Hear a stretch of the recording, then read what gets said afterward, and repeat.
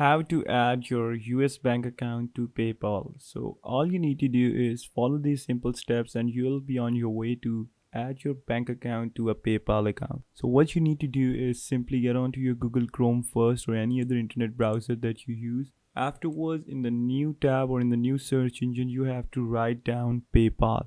Once you have searched for the PayPal on your internet browser, all you need to do is simply get into your paypal.com, the official website for PayPal. And in that, what you can do is simply sign up or log in. And once you make your personal or business account, that's up to you.